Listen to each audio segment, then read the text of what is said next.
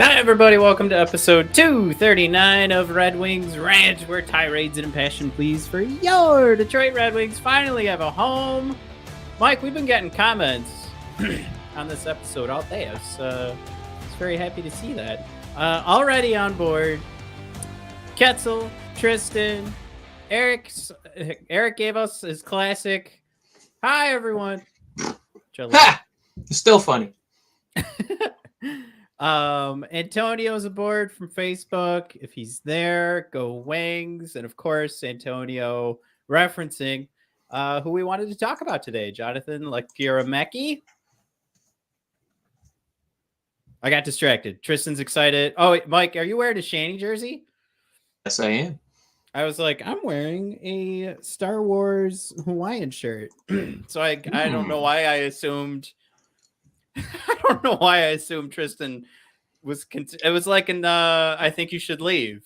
You know.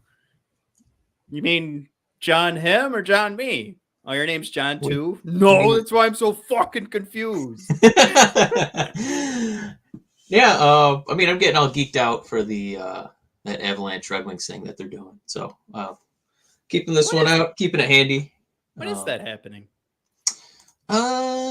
I gotta double check, but I'm excited that it was already noticed. But yeah, I used to just have a plain red one. So this is the first Red Wing one I've had with a name. So I'm getting to a weird age where I don't know what man's name do I want on my back all the time. Yeah, it is. I haven't gotten away from that yet. I chose Lucas Raymond, and I'm hoping to pick up a Mo Sider jersey shortly. Nice. It is kind of, I gotta say, for anybody who's not hit the I like having a 20-year-old boy's name on my back. Right. Yeah, I was gonna say, so weird about that. For anybody who hasn't hit the advanced stage of 30, let alone, wait, am I 33 now? How old am I? Oh God, I'm gonna be 34. Yikes. Yeah, that means you're. That's a wrap. Yep. I'm halfway to 70. It's not looking good. If it does feel weirder, I think it's the right way to put it. More weird, to know that you're wearing a grown man's name, like like it's fine. I do it. I'm going to do it. I'm not saying you're a bad person if you do it, but certainly it's kind of odd that we're like, yeah, Lucas, I'm over here, buddy, right here. I love you. I put your name on my back. Yeah, I want you to know. We do it. Yeah, it's fine. We can make fun of ourselves. Yeah. Chewy, I'm 41. Eric is 60. Holy mackerel, Eric. Sorry, you're. Woof. Eric, I didn't anticipate the 6-year-old saying hi there, so I'm a little stunned right now, a little lost for words, but easily one of my favorite 60-year-old people, if that's true. Tristan says, never would have guessed you'd be that age. Never. Tristan is the ripe age of 18. He's got his whole life ahead of him. He's all the sour grapes. Hopefully, Tristan, we haven't soured your grapes too much, but all the sour grapes we feed everybody who listens to the show, we don't want to affect you too much, but hopefully we're not drowning anybody in too many sorrows here. Whoa, we got around the fur 41. Ketzel's turning 30 in a couple of weeks. Man, you guys are all old farts. We're not meeting. I guess we're still in the demo. We have 18 to 34s. We're not demo gods. Are your left arms a little cold? And I don't mean, are you having a stroke? Is that death taking you by the arm? Because I feel it sometimes. Oh, Mike, Pluggo's here. I'd wear your names on my back. Pluggo, missed you, dude. How you doing, man? Pluggo wants some jerseys. Pluggo, missed you. Pluggo, we're headed to an AEW show in a few weeks. Oh, yeah. If anybody wants to know that, it's Pluggo. You might want to slide into our DMs because, head out to Detroit and meet us up. Tristan says he's been pretty spoiled by us. That's good. I was worried that we were too negative, so I'm glad you have that opinion. No. All right. By the way, we may have a friend of the show. My cat is howling behind a door that I blacked off with towels, so you might still hear him meowing in the background. Well, I welcome him. He appreciates it. I'm terrible at improv, so I'm not sure what to say next. Putting a young boy's name on your back. Boy, do we have a young boy coming up. Mike, do you want to put this young boy's name? No. We've already. I've attempted the name once. Jonathan Lekkerimaki. I can't figure out if it's an E for the I or an I. I think it's just the faster you say it, the cleaner it's going to be. Jonathan Lekkerimäki. Lekkerimaki. Yeah. That's what I heard in 3 out of 9 videos I watched today. So I'm going with that. Those are pretty good odds. Lekkerimäki. Now, early returns in the comments here. Ketzel just straight up yes. Tristan, any way you shake it, there's going to be A, a player with better upside available, or B, a player who is just better in general. I'd only want to use a first on him if we traded for a second first. Of course, Tristan was asked by Ketzel, what would you do? We'll just throw this out there. Give him Veleno, 2022 second, and a 2022 third. Or I'm sorry, 2023 second for another first round pick. See, I've seen this guy. We talk about these guys who are, kind of divisive, and you don't know where they're going to go. I've seen drafts like mock drafts where his whole line goes in a row, like 8, 9, 10, or 9, 10, 11, depending on what's your favorite flavor. If you want the center, you want the complimentary player, or you want the guy with the shot, which is what we're going to talk about today in Lekkerimäki. And I think this is going to go a little bit with into that tier where it feels like you have one super duper elite skill, and maybe there's other things that you have to work on. But maybe he can be one of those guys with we're going to talk about his shot. I would assume we're going to talk about his shot in a few moments here because it's pretty electric. Yeah, I got to pull up the highlights too. I just realized I pulled some stats for him, and I was stealing some slides, and I didn't queue them up or upload them. So while we talk, I'm going to get those uploaded. I did like this, Mike. We'll get a little update from the Wingies here. 1 month till the draft. Of course, the Red Wings were asking who's next. We've tried to answer that so far, Mike.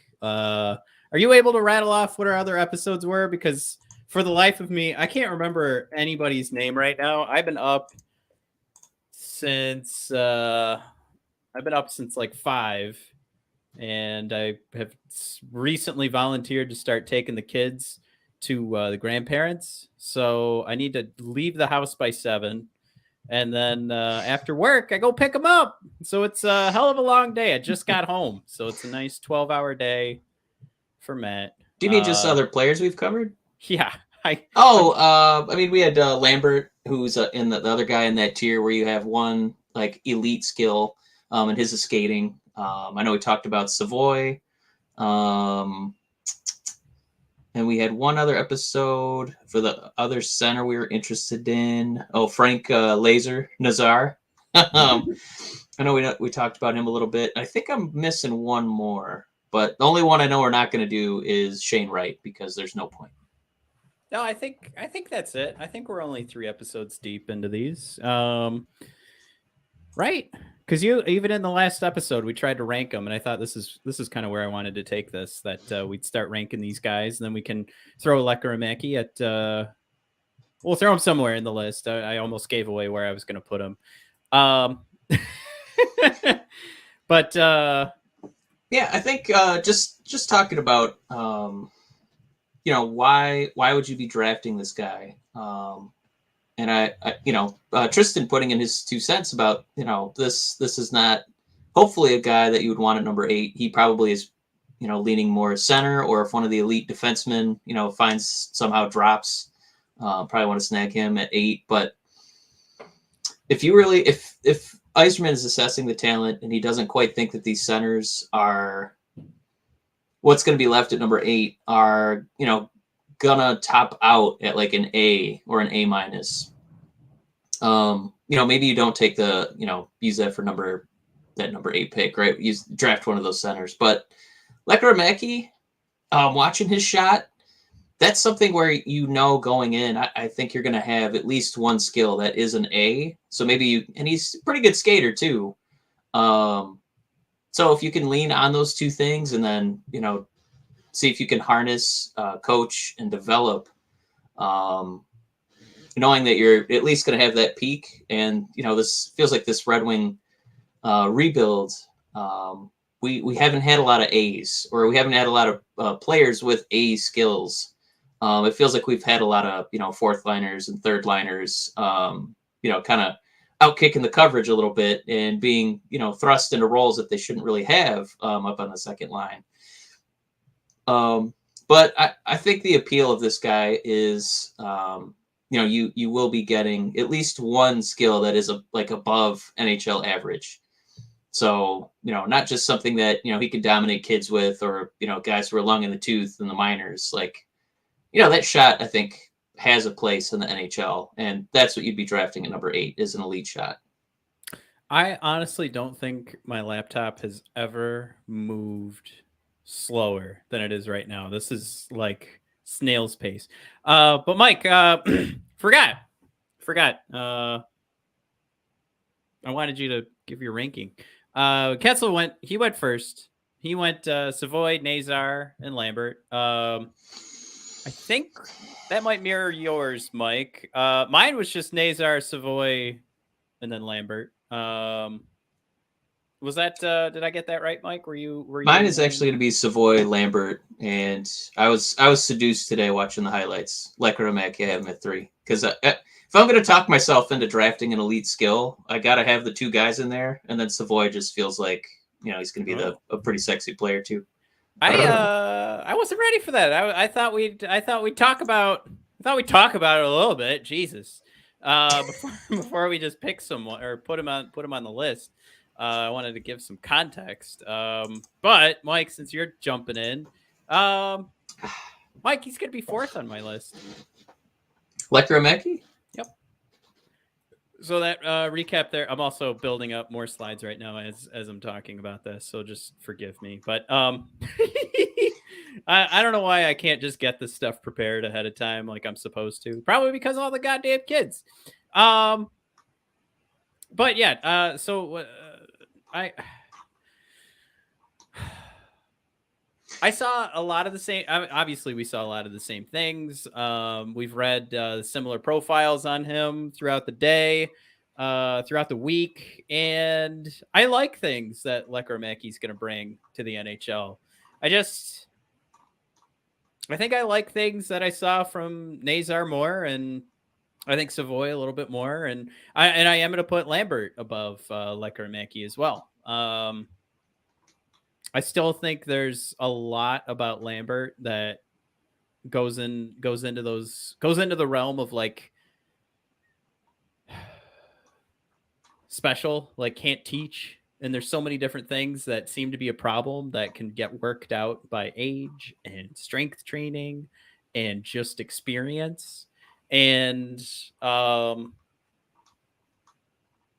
don't know. I guess that's true for a lot of guys on this list, but I guess the special things that I see with Lambert make him my number 3 and Lekkerimäki my number 4. And it just kind of to speak to those, like you also have to give credit to the guys who are, at least in my opinion, looking a little bit better right now. And if we can make the argument that one or the other, prospect will have time to get better, I think certainly the guys who maybe are a step above are also going to have those opportunities to get better. So that's where Nazar's at my number 1. I wouldn't say like me putting Savoy at number 2 means that he's certainly leagues worse than Nazar. I think it's just right now how I feel about what Nazar's bringing to the game, and us looking for a 2C, possibly 1C, but definitely putting him in the realm of that 2C. I see a lot of responsibility in his game and a lot of toughness, and I think that works for what we need out of that position. And Savoy has a lot of those same characteristics, so maybe arguably like 1A, 1B, but yeah, I guess just from what I've seen from Nazar, I like it a little bit more. Maybe the height is what's getting me on Savoy, but Yeah, that's what we're here to do. Yeah, I mean, we talk about it on these. What kind of warts are you okay putting up with? Whether it is a couple skills that need developing, or the player's size, their height, their weight. That they're gonna have to put on maybe 40 pounds of bulk in the next couple of years. So we're not gonna see them in an actual NHL game for a while. That's definitely one thing. When I was watching Lekkerimäki, he was trying to go out on the forecheck, and he was hilariously bouncing off of defensemen helplessly. So I can only imagine if he went up against Sider in a practice, how far he would carry him up into the seats of Little Caesars Arena. Well, let's talk about it, because I think you're right, and I talked about the strength training could be something that he can work on, but so can any guy. But I mean, there is just the speed. I mean, this is him just skating around the defenseman here. It's the same replay coming over and over here. I mean, this is just a guy who's going to create with some speed and some elusiveness, I think is the key word.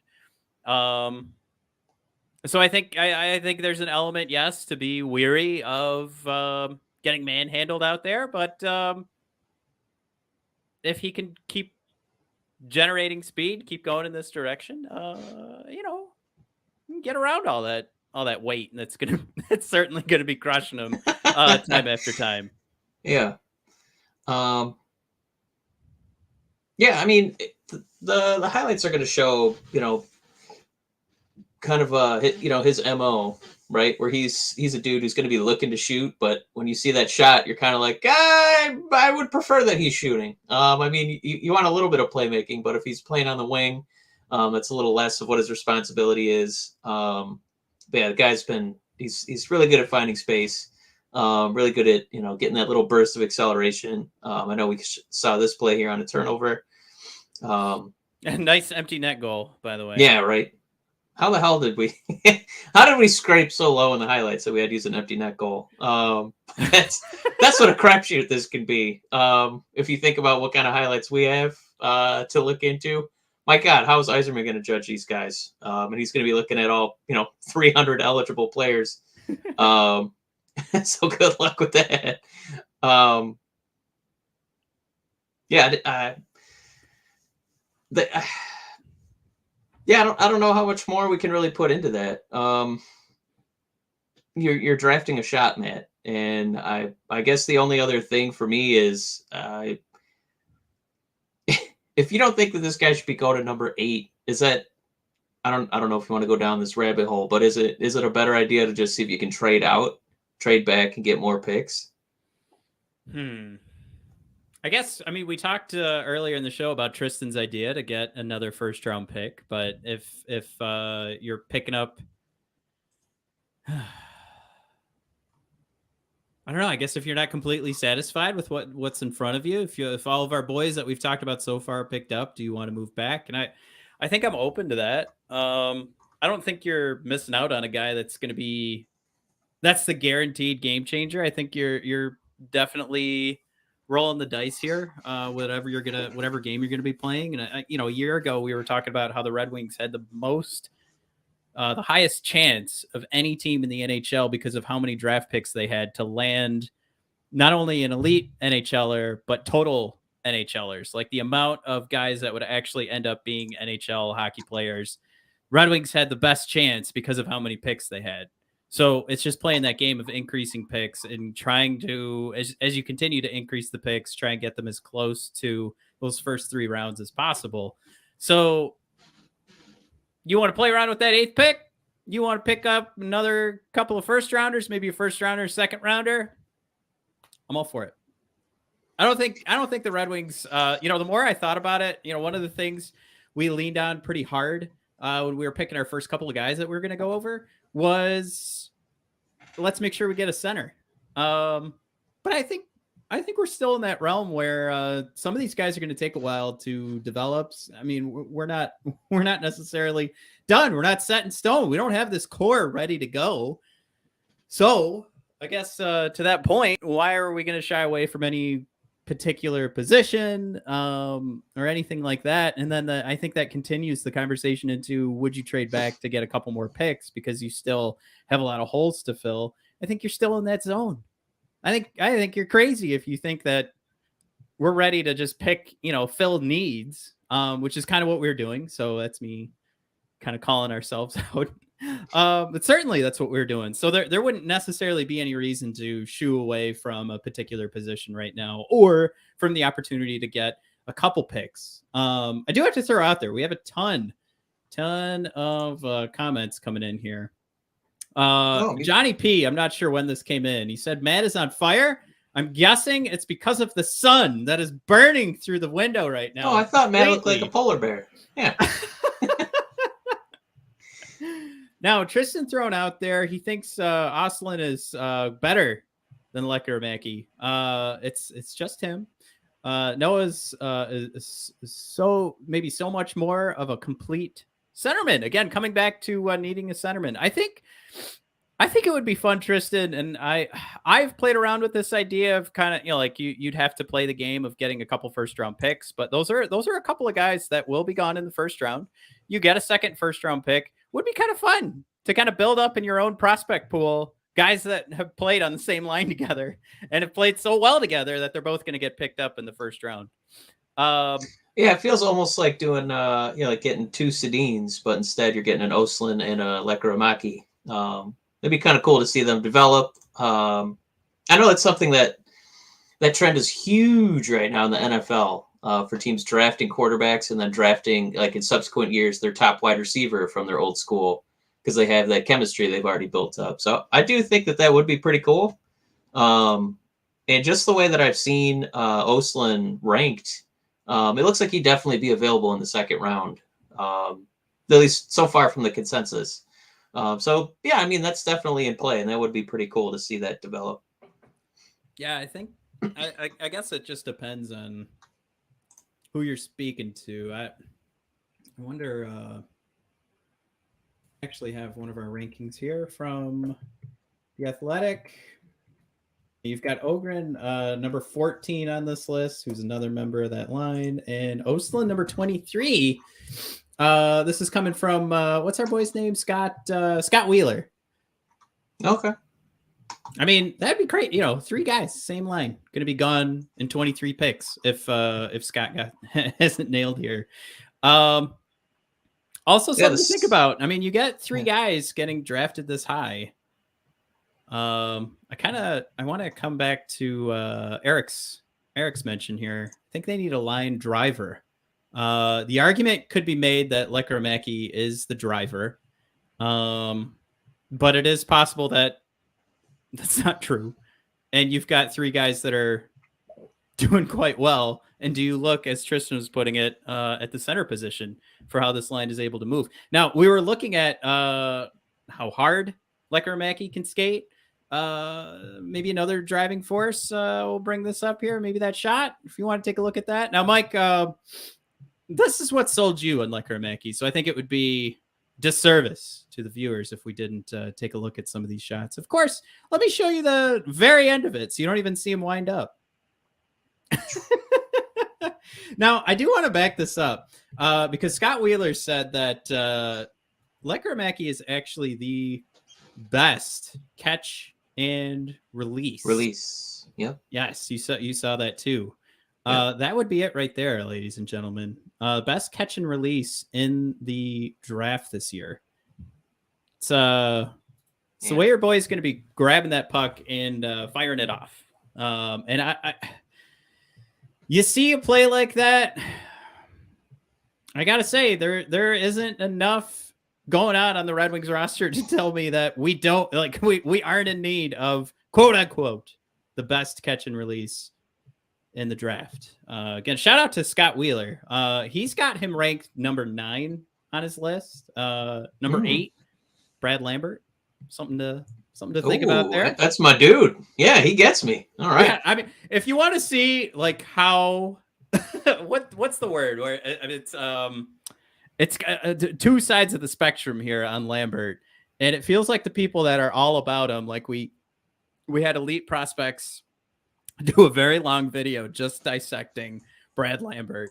And when you see other videos that elite prospects are thrown up, they've got 3, 4, 5 prospects. Oh, dichotomy. Sorry. I couldn't think of the word either. It's going to bother me. Yeah. But Brad gets his own video. Scott Wheeler, pretty much like, I don't know, 3 paragraphs would be the most I'm seeing here. Lekkerimäki has 1 paragraph. Let's see. We've got, 3 paragraphs. And then you hit Brad Lambert. Requires a lot of explanation. What's going on here, Scott? 1, 2, 3, 4, 5 paragraphs for Brad Lambert, because we know this is just all over the board for Brad. Of course, we've already talked about how we're fine with picking up Brad Lambert. And Scott, of course, feels like he needs to create a huge argument here because he had such a terrible, I mean, statistically, what are we talking about? Like, what was it? 4 points this year in how many games? And of course, he's switching teams because he was having trouble even getting the time that he wanted. I mean, you're struggling to get time. Yeah, let's back up. You don't get points. That's one thing. You're a kid. You're growing up. You're not getting the time. Things aren't going right in a lot of different spaces. And another element there too. Guys switching teams already because he doesn't feel like he's getting treated properly. There's a lot of red flags, but I'm still seeing enough talent-wise that I'm okay with it. Oh, I'm fine with it. Oh, God. Talk about production, Mike. We'll continue the conversation back to Lekkerimäki. It does feel like as we continue. I know one of those names. Yeah, we keep bouncing around. This is your first year in the SHL. What we're comparing here. I'm sorry, the draft year. Lekkerimäki 0.35 points per game. I love this list. You've got Lindholm at 0.63 leading. Last year, Eklund 0.58. Alexander Holtz a couple years ago 0.46. William Nylander 0.32, and of course, last on this list, Lucas Raymond 0.3. I mean, this is at least something where, like, 2 episodes in a row here, we've kind of had a little bit of fun with taking a look back, comparing what these performances were for some of these players. And of course, we go back an episode, and I think where we were talking about Savoy, and were we comparing him to like Braden Point, I think was on that list. Yeah, that was it. So I mean, that's definitely, the direction. If you could land a Braden Point, which I think Savoy ended up having a better point production. Oh my God, I look terrible. You're right. I just look like a polar bear. Jesus. Yeah. But this one here is definitely some recency here with Eklund and Holtz and Lucas Raymond getting in the mix. But Lindholm and Nylander making a huge difference. So that's nothing to sneeze at. And I think we also have some advanced analytics to look at too, which Corsi, Fenwick, your possession stats, giving up a little bit on the defensive side, not necessarily taking over.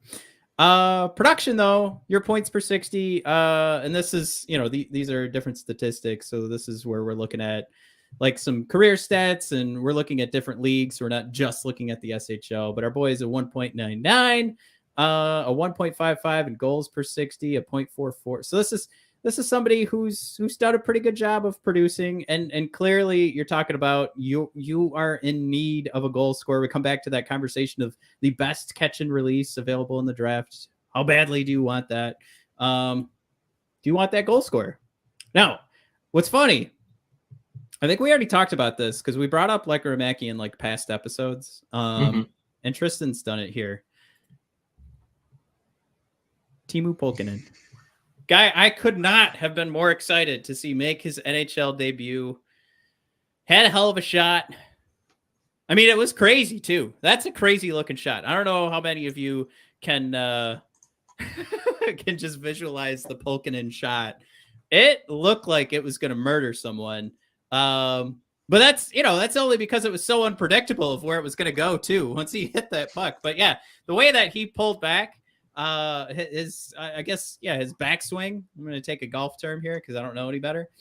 His backswing was crazy and all over the place. But of course, landing that puck in the back of the net just wasn't in the cards. Yeah, exactly. Well, yeah, those shots. Yeah, around the furs right there. Right, too. with the big windup. I mean, that's one thing, but at least these, it's like a quick release, with some wristers. So I'm not as crestfallen by that comparison. I still think there's a shot for this guy. Yeah, I wouldn't say there's no shot for him, but it is something. Like when we're trying to find these different ways to measure these boys, right? I guess we've been hurt before, right? And seeing the guy who has this kind of pedigree. So that's where we're all just a little like, okay, I get it. Big shot, Mike, maybe he's going to fill nets with pucks. I think we have another guy who is good at finding space, or at least that's his MO, is finding space. And as long as he can get his shot off, Mike, it'll find the back of the net.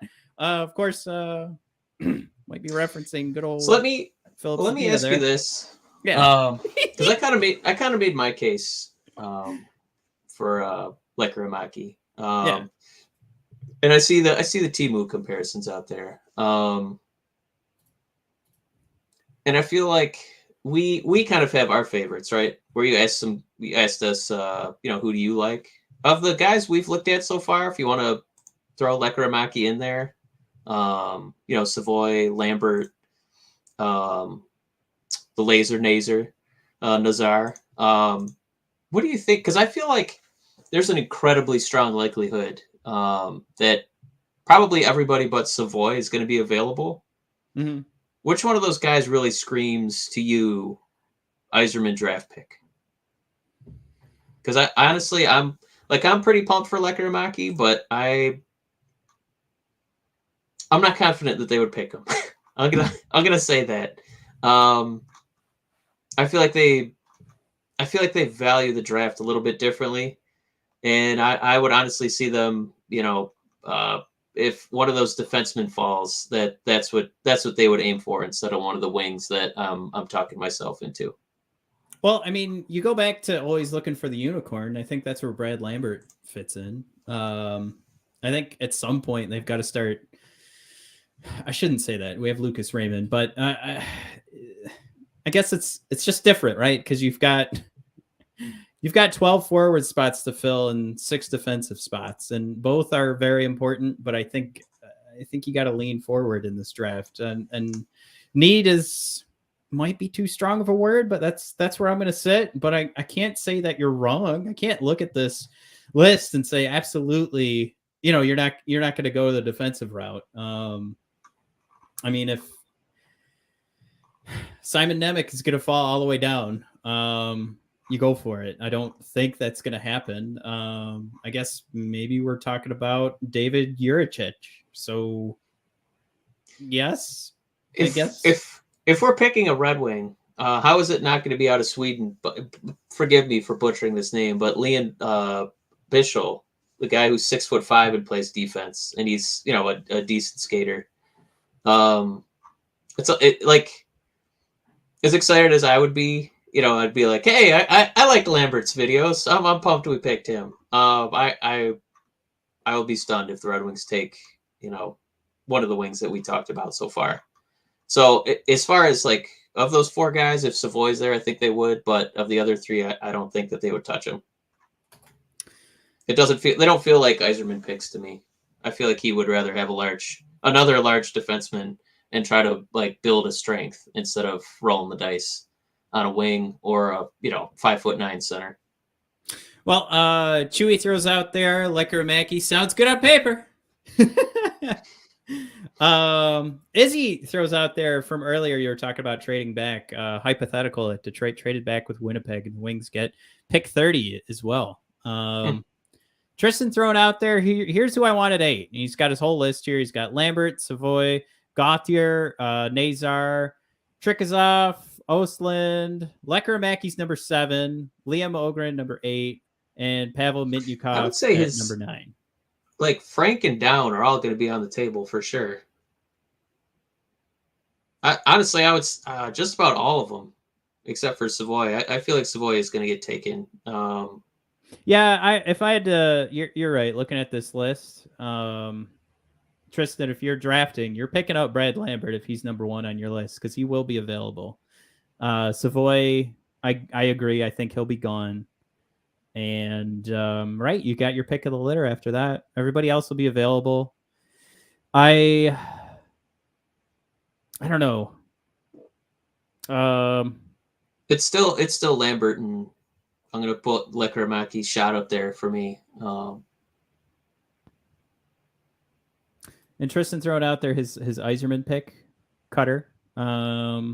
Says he's wickedly smart, conscientious, strong athlete too, but he wants Brad Lambert personally so bad. I still say that Brad has that Izerman look. He's got that Izerman MO where there's things that he's got now. And of course, like we've talked about before, it's almost like this level of skating ability that is so rare. Like he will come out as the best skater. And Mike, I don't know about you, but there's like a ranking of things that hockey players do on the ice. Probably number 1, breathing. Number 2, skating. So if Brad's a pretty good breather, he's got the top 2 things down, which I imagine as long as he's not smoking any cigarettes, he'll be good. Eric throwing out there, we've taken a lot of D in first 3 rounds the last 3 years. Eric's making a great point. We have a lot of guys that I think we're all excited to see get a shot. Talk about your Albert Johnson. So yeah, we got Edvinsson coming over too, and right. Yeah, I figured Ed Sider as well, but no, you're right, Eric, and I just I don't know if any of these guys have really seduced Izerman. The way that we're kind of going over them, and you can kind of see each one has their own little down negatives.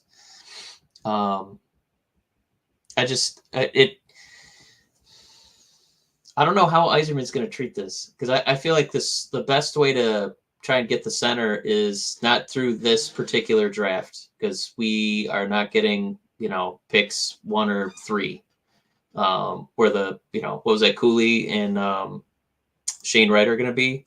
So if you can't get that, do you roll the dice on another wing? Or at the positions of need, where we saw how rough this team was for a whole half a season defensively. You just try to really stockpile those guys and eventually get to a point where you can, those are good tradable assets, because everybody wants top pairing defensemen who can move the puck and quarterback a power play. I just think it's one of those things. I'm ready to start drafting more offense. I think when I look at our prospect pool for forwards, I think there's guys that we've talked about over the year that we can get excited about, but we've also called out all right, well, he's producing at this level where we see 100 guys produce at that level like that every season, and they never turn into NHL stars. So it's one of those things where it's yes, they look good at that level, but you can't get too excited about it. And I guess when we look at the defensive prospects, all we hear is yep, this guy's the best guy I've ever coached. So I want to give some of those guys some credit for some of the credit is given. What was the Riddler thing? Credit is given where credit is due. Something dumb like that. I don't know. I sound like an idiot right now. But they've earned some praise already. So I want to see. I guess I'm trusting that those picks could amount to something, or at least a percentage of them that we talked about over the season. And I feel like there's just too many question marks with all the forwards. So give me a forward here. And nothing is set. There's no spot on this team that is ready to go. Even Kosa is probably still 4 years away. So even that game, how many things could happen in 4 years? A lot. It would also be nice to have some real competition for that guy, because it kind of feels like our minor league goalie system is Kosa, so hopefully he pans out, right? All right, we got one more big conversation I think to have, but before we do that, we've had this ranking here. We talked about. I think we kind of threw it out just after we've talked about it. Has anything changed? I'm still looking at Nazar Savoy as like 1A, 1B. I don't think I'm going to be unhappy with any of them, so I'm not going to say I'd be happy with either of them. I think all the guys we've looked at so far, I think there's something to be happy about. And then number 3 for me is Lambert, and then number 4 is Lekkerimäki. No, I mean, for me, it's still. I'm not going to put Savoy in there because I don't think he's going to be there. So give me Lambert, Lekkerimäki, and then Lazar. Be in the position of need, but I'm still going to take guys with an A+ skill and then see if they can figure out the rest of it. All right. Last piece of business to take care of, Mike. I don't know what the hell the Bruins are doing except maybe trying to get in the Bedard race. They have relieved Bruce Cassidy of his duties. Duty. I liked ESPN called out here the winning points percentage. While Bruce Cassidy was head coach of the Boston Bruins. Number 1, of course, the Tampa Bay Lightning at 696 points percentage per season. Bruins, number 2, 671. Better than the Avalanche, better than the Maple Leafs, better than the Caps. You got Stanley Cups on that list. Mike, I mean, this is a guy that you play that game, right? And everybody... this could really turn into like a half-hour long conversation. But... you play that game. Does Bruce just have the talent where he had the perfection line? And do you really need to coach the perfection line? And then we make the argument too, like you can't get too mad at Jeff Blashill because he severely lacked talent. But Mike, I think the thing to talk about here is a difference in coaching philosophies. And of course, being one of the top performing expected goals for percentage teams for the last few seasons. And that's something for us that we've struggled to find. And of course, the power play hasn't been anything to sneeze at. So, I mean, and probably the last point here is you've got a new philosophy too, where I think you're driving the play a little bit more. And that's how you get that higher expected goals for percentage and not just kind of sitting back and hoping that you can out defense your opponent. Well, I mean, who doesn't think very highly of him is Boston. I mean, how many more damn games did this guy have to win to keep his job? Jeez, oh Pete. So I think what they're getting at is, the players have accomplished what we've accomplished, and you were just kind of on the coattails. Their GM basically, we want a different voice, not a winning one. Yeah, I know this season wasn't like Boston's, best, but I don't know if this is necessarily to blame.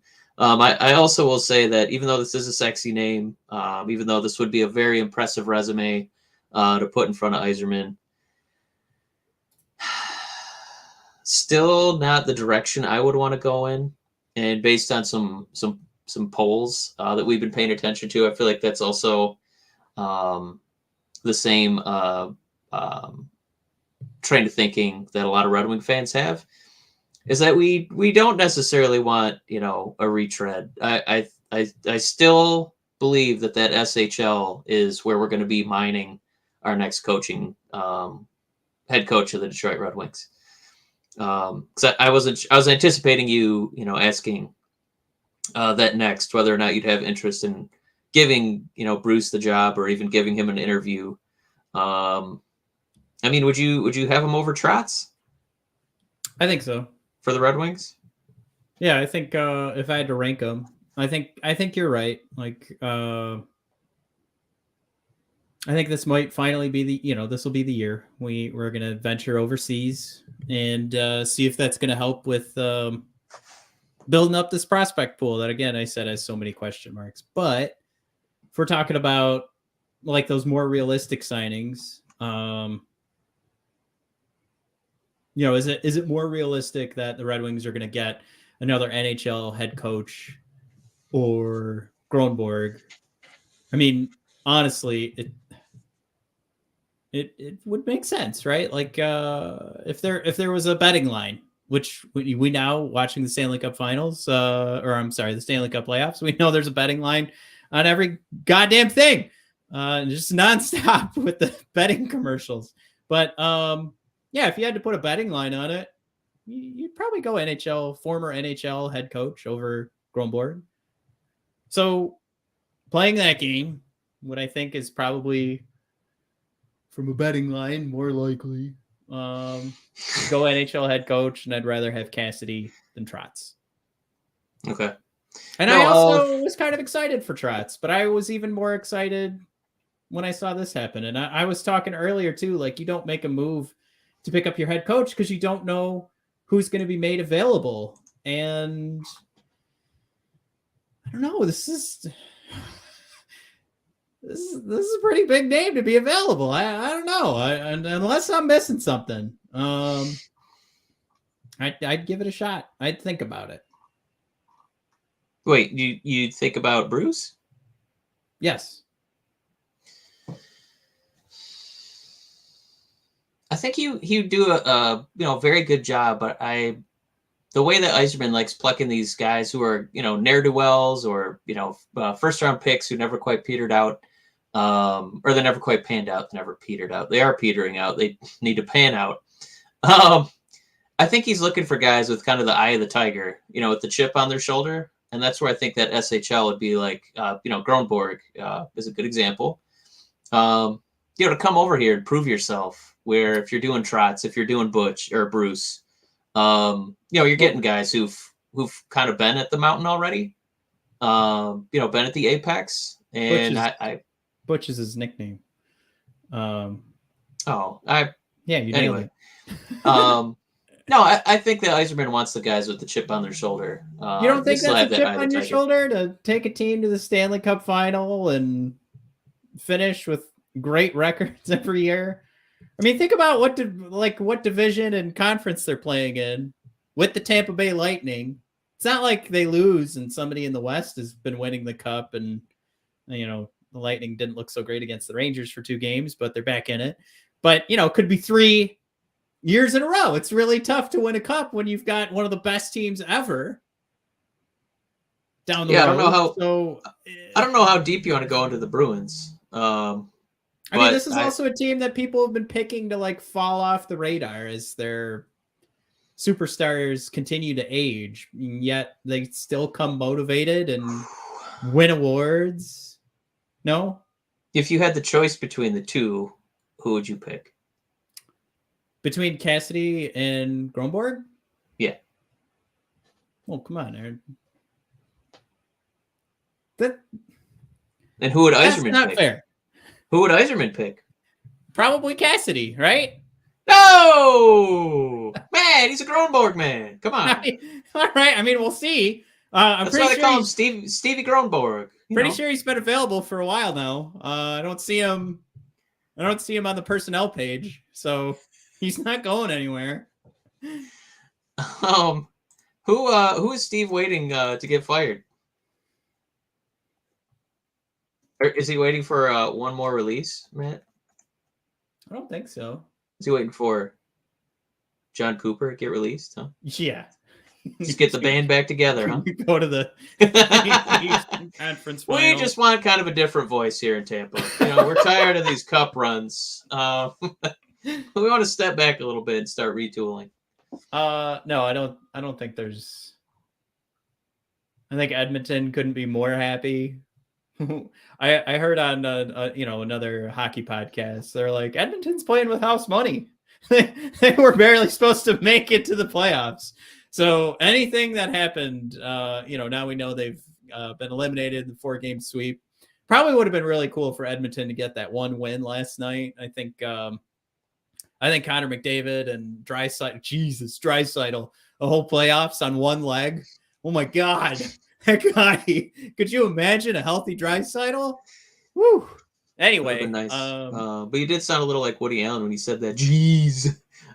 I know we can't make that reference anymore, but it was a good impression.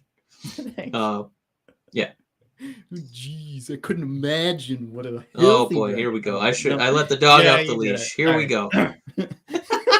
That's all. I'm just at home all day doing my Woody Allen impression to my For your wife's chagrin. babies. Beautiful. Yep. I gotta say, my daughter has now been requesting to listen Less to impressions? AC/DC, and now she sits in her little car seat in the back seat. Like I'm bringing this up because it's Matt forcing his Matt life on his kids, so that was in line with the Woody Allen reference. But she just sits in the back seat in her car seat, just going like this now while we're listening to AC/DC. And for podcast listeners, just pounding her fist. It's great. We're very happy for you, man. But we need a coach. We need a coach, man. There's bigger things here. Yeah, we're at 50 minutes on an episode where we had very little to talk about except for Lekkerimäki. Well, when you have one haw as often as we do, I thought we had one more item. Was that true or no? Did we? Oh, you're just gonna gloss over the. Oh right, the bloodbath. This needed to be updated too. This is we have one extra team on this list, but we've been doing it. We've been doing it every episode. Is just talking about where the playoffs stand right now and kind of giving your pick.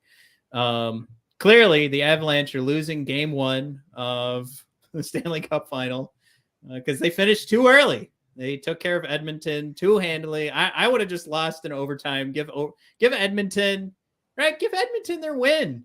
Why not? And then you get to go end it at home in front of your fans. Come on, Avs, dummies. Anyway, so yeah, they're going to be cold. And yeah, Tampa's going to win 4 straight against the Rangers, and we'll get Tampa versus Colorado, and Tampa will take Game 1, then they'll take games 3 and 4, and then they just got to find one more, and Tampa will win 3 straight cups. Well, I guess you don't need to turn on the games. Matt gave away the rest of the NHL season here in 2022, so we could start rolling over and doing some more draft guides here. Probably got 1 month. Same bat time, same bat channel next Wednesday or Tuesday. Wednesday or Tuesday. Matt won't be on vacation. We'll have probably normal hours next week. So. Yeah, the longer we go on this list, Tristan brought up Cutter earlier in the episode. We've probably got a Michikov to discuss, but the deeper we go into this, it's going to start being, no, I don't want that at number 8. So at some point, we're going to have to start talking about the second round. So we can get into that stuff too. And, any guys have got a second first-round pick, which last year, Mike, when we played that game, we picked Simon Edmondson and Sebastian Cossa as our 2 picks. I don't know if y'all remember that, if y'all were around for Red Wings Rant for last year's NHL Draft, but we fucking nailed it. YouTube video exists, so there's proof. Anyway, I think we should start playing one of those games. And we kind of played it today, where I was kind of like, well, if you're going to get Lekkerimäki, you get a second first-round pick. You probably got to pick somebody else that was on his line. So you can get Noah, as Tristan brought up earlier, or Liam Ogren. Oh. Fun names.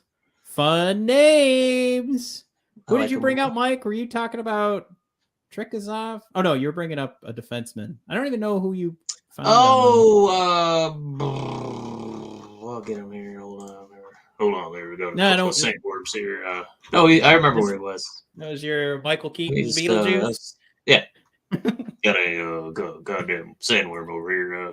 So we're looking at Leon Bishel from Sweden, and just because he's 6'5" and plays defense. I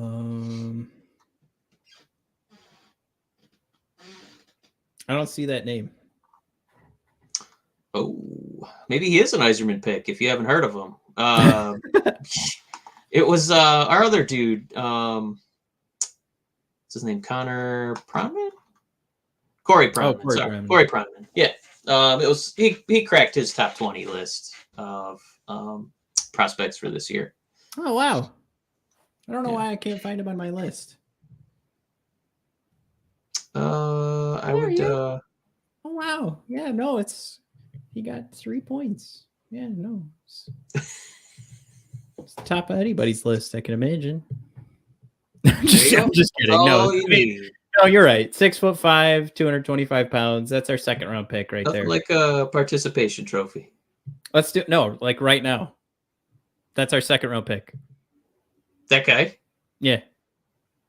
All right. I'm in. I guarantee that's our second round pick. Okay. I'm Thank already you. sold, Matt. I'm already sold. I already picked him ahead of time, so you don't need to Listen. convince me. You're just preaching to the choir. It would be 3 straight years. Matt picked Lucas and Wallander. Then we picked Edmondson and Kosa. If we get Nazar and then Blashill, be 3 straight years. Matt gets our Nazar? first. Matt, no way. It's gonna be the Lamb, baby. The Lamb production. Nazar coming our way.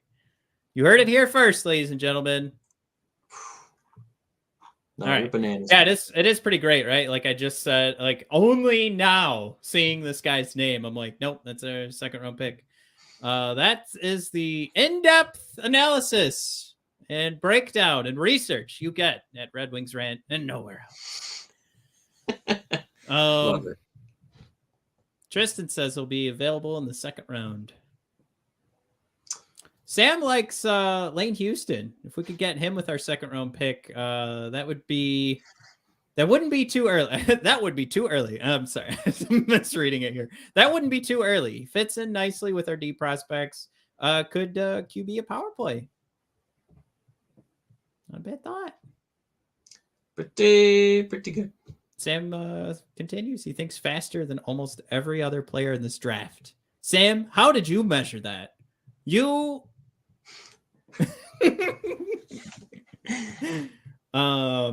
Tristan throwing out there. He is 5'8", 148 pounds, soaking wet, I think.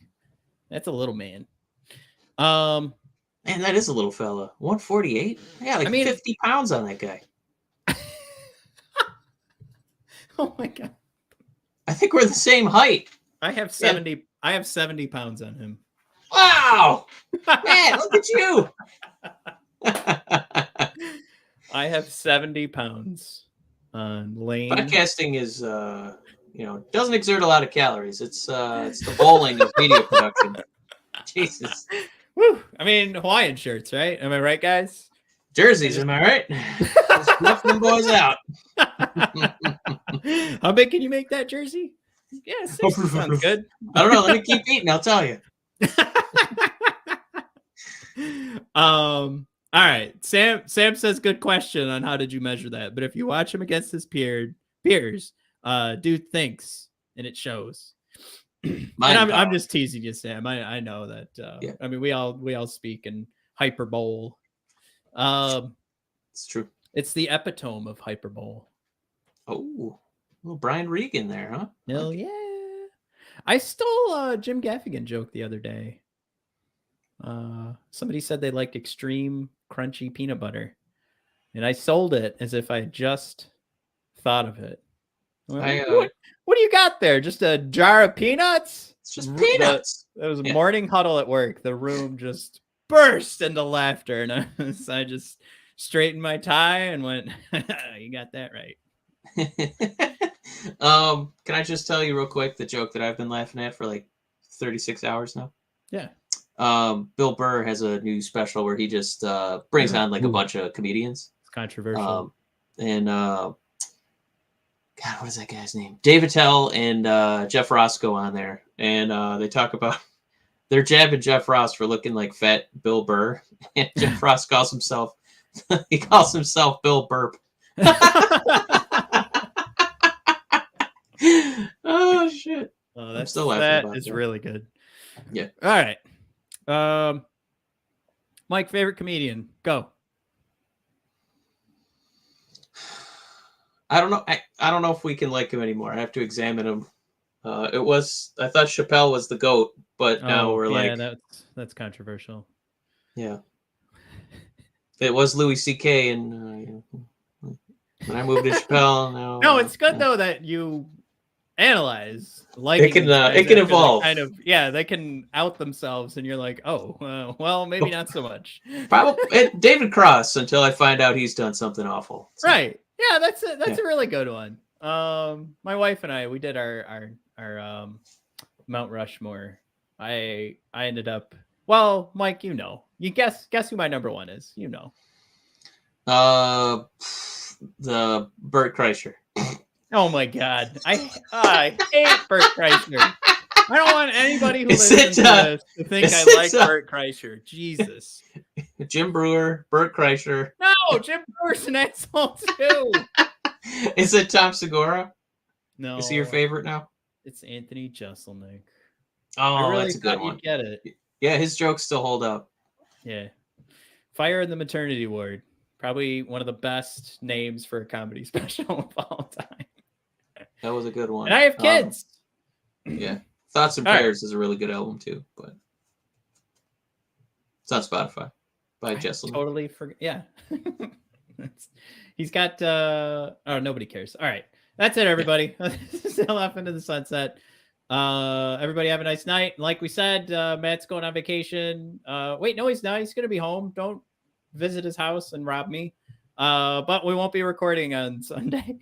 That's just I mean, you're putting it on YouTube, right? When somebody knows where yeah. Right? You're making faces. That's what I'm making. I'm talking to you, Mike. Me? Well, I'm not saying you're gonna rob me. I'm because you're making the face. You're like, what? Oh man. Right, anyway, everyone paying attention is a suspect right now. Damn it. All right, so we'll be back next week, probably Wednesday, and we'll talk more prospects and maybe a new head coach. I really hope we don't sign a new head coach while I'm on vacation because we are not making an episode. All right. Your wife will be so happy.